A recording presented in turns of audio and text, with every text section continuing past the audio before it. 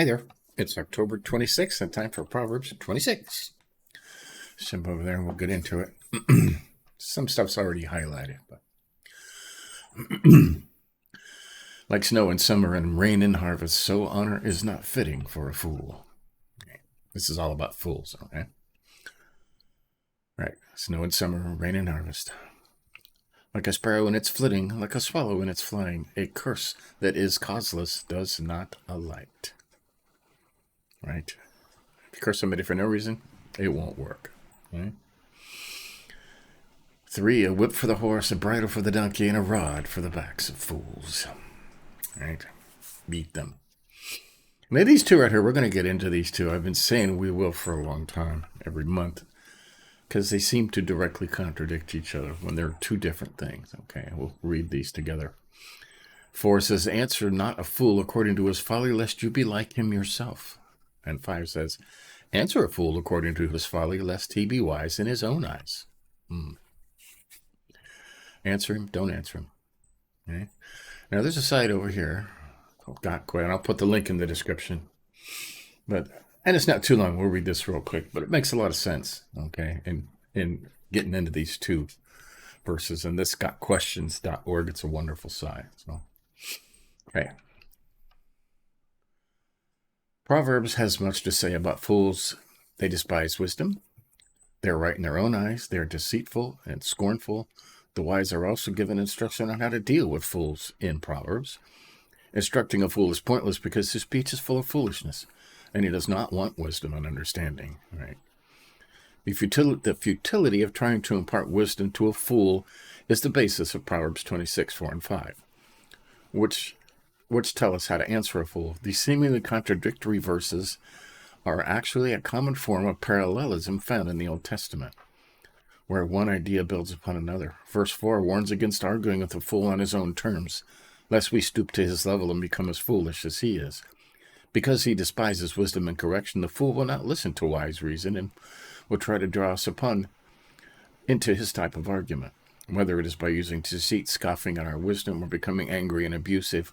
If we allow him to draw us into this type of discourse, we are answering him according to his folly, in the sense becoming like him. Right? The phrase according to his folly in verse 5, on the other hand, tells us that there are times when a fool has to be addressed so that his foolishness will not go unchallenged. In this sense, answering him according to his folly means to expose his foolishness of his words, rebuking him on the basis of his folly so he will see the idiocy of his words and reasoning. Our answer in this case has to be one of reproof, showing him the truth so he might see the foolishness of his words in the light of reason. Even though he will most likely despise and reject the wisdom offered to him, we are to make the attempt, for both the sake of the truth, which is always to be declared, and for the sake of those listening, that they may see the difference between wisdom and folly and be instructed. It's more for people around. Whether we use the principle of verse 4 and deal with a fool by ignoring him, or obey verse 5 and reprove a fool, depends on the situation. In matters of insignificance, it's probably better to disregard him. In more important areas, such as when a fool denies the existence of God, in Psalm 14:1, verse 5 tells us to respond to his foolishness with words of rebuke and instruction. To let a fool speak his nonsense without reproof encourages him to remain wise in his own eyes, and possibly gives credibility to his folly in the eyes of others. In short, in negligible issues, we should ignore fools, but in issues that matter, they must be dealt with so that the credence will not be given to what they say. There you go. Good explanation. Like I said, I will put that link in the description if you want to read that. Interesting stuff, huh? Okay, verse 6. Whoever sends a message by the hand of a fool cuts off his own feet and drinks violence. Right? Don't send an idiot to do a wise man's job. 7, like a lame man's legs which hang useless is a proverb in the mouth of fools. Get a general consensus of what this whole chapter is about, right? Like one who binds a stone in a sling is one who gives honor to a fool. Binds a stone in a sling. Like a thorn that goes up into the hand of a drunkard is a proverb in the mouth of fools. Right. Like an archer who wounds everyone is one who hires a passing fool or a drunkard. Hires a fool or passerby.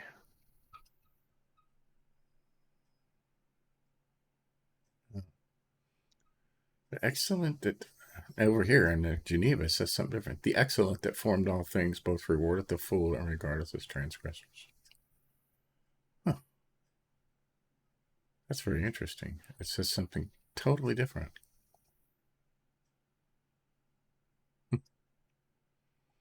That's very interesting, huh?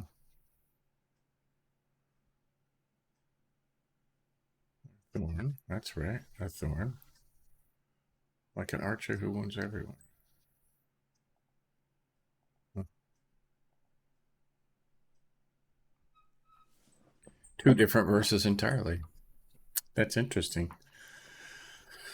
I'll have to do some research on that one. Like a dog that returns to his vomit is a fool that repeats his folly. Do you see a man wise in his own eyes? There is more hope for a fool than for him. Pride, conceited, think you know it all. There is more hope for a fool than for you.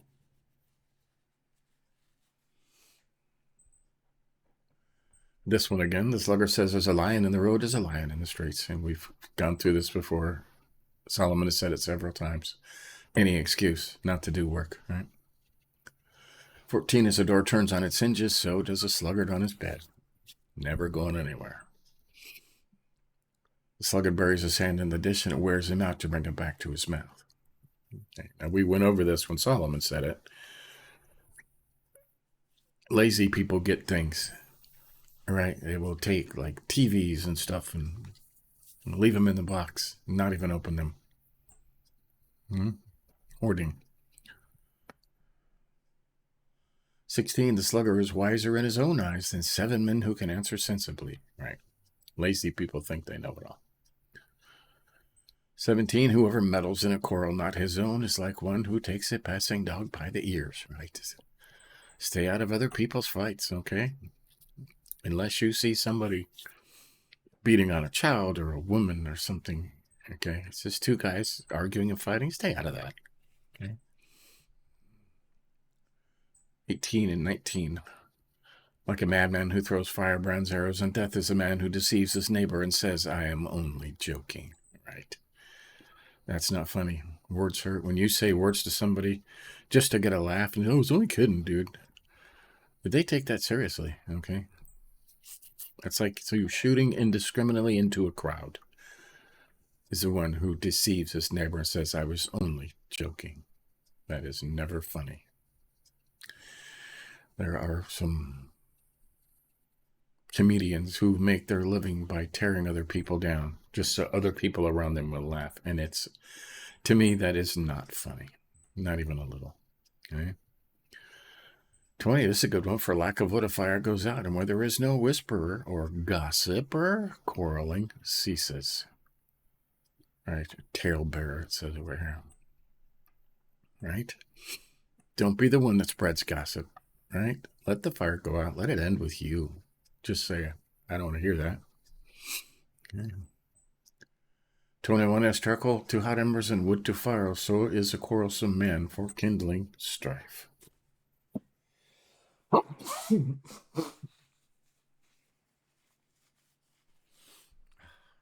Pollen season again. Yeah. So 21 again. As charcoal to hot embers and wood to fire, so is a quarrelsome man for kindling strife. Arguing people. Love to keep it going, huh? 22, the words of a gossip are like delicious morsels. They go on to the inner parts of the body. And we remember when Solomon said this. Gossip is a drug, right? People are addicted to gossip.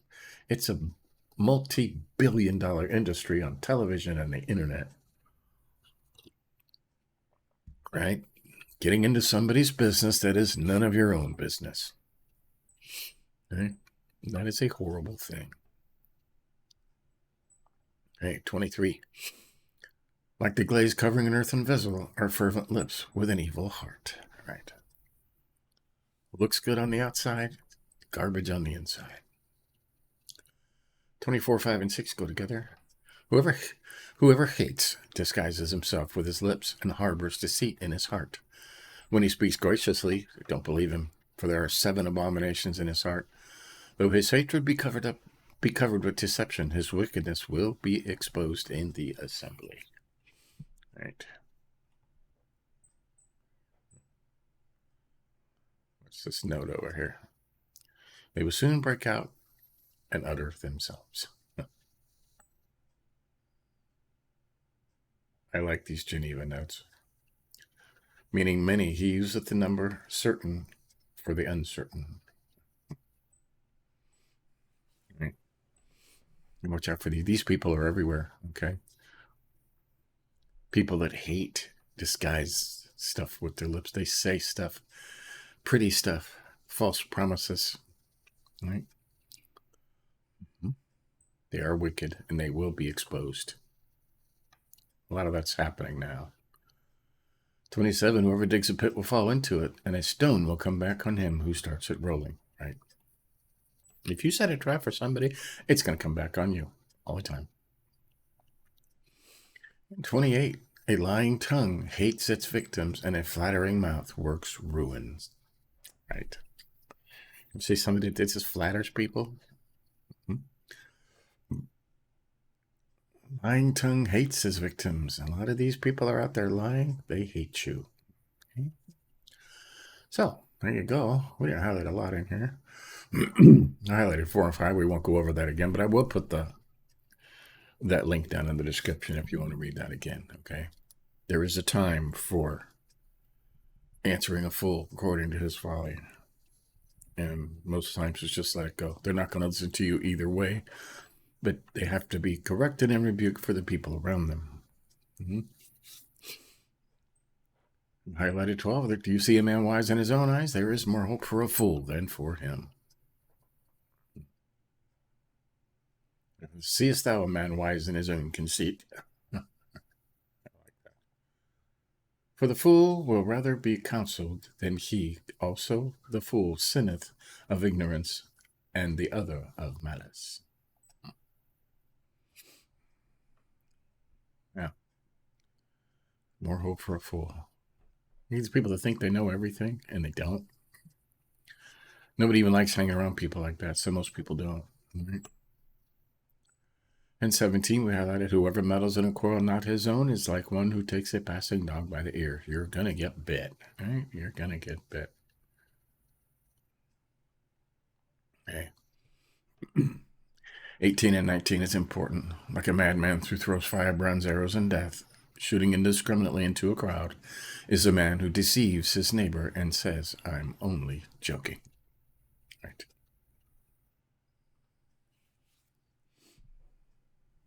Am I not in smart? It says with his friend over here, which dissembleth himself to be that he is not. Right. That's no friend. That is no friend who does that kind of stuff. You should always be uplifting, encouraging. Always. Never trying to look big around other people so you cut this person down and then tell them, I'm just joking, dude. They don't take it that way, okay?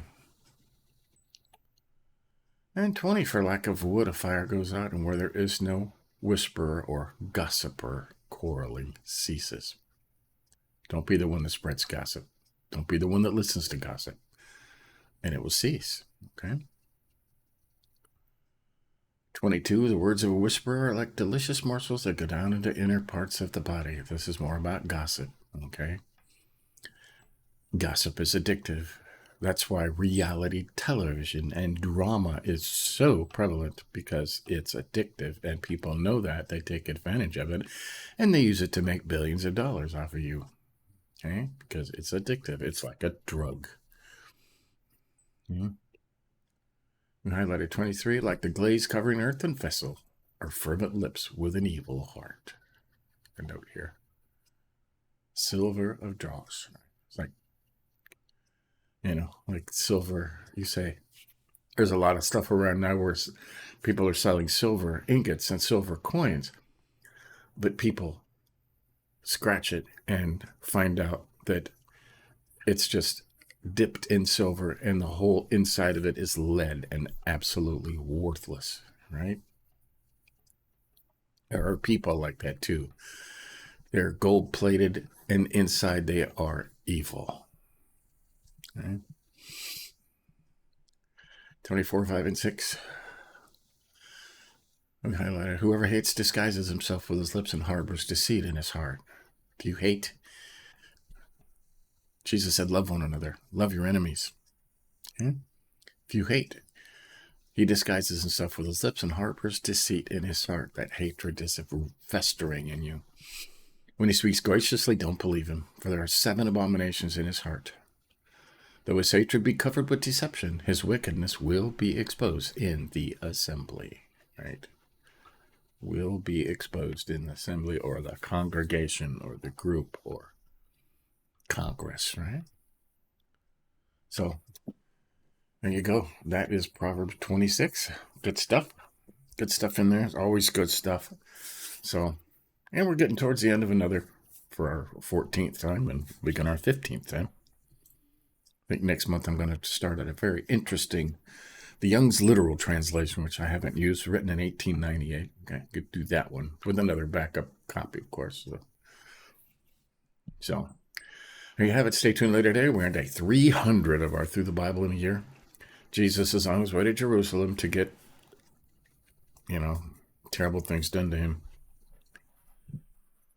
that he did for us. So stay tuned for that. Give us a like or think about it. But until tomorrow, we'll keep going. See you then.